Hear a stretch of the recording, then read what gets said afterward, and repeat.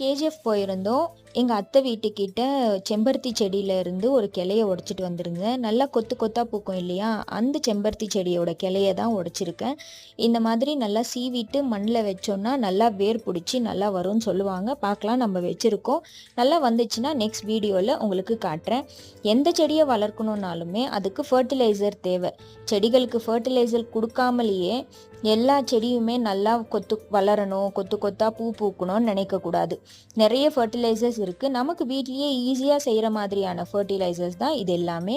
வாழைப்பழத்தோலை தண்ணியில் போட்டு வச்சு ஒரு வாரம் கழித்து அப்படியே தண்ணியை ஃபில்ட்ரு பண்ணிவிட்டு ஒரு பக்கெட் தண்ணியில் டைல்யூட் பண்ணி ஊற்றிட்டே வரலாம். வாரத்துக்கு ஒரு வாட்டி செய்யலாம். இதே மாதிரி அரிசி கழுவுற தண்ணியும் டெய்லி ஊற்றலாம்.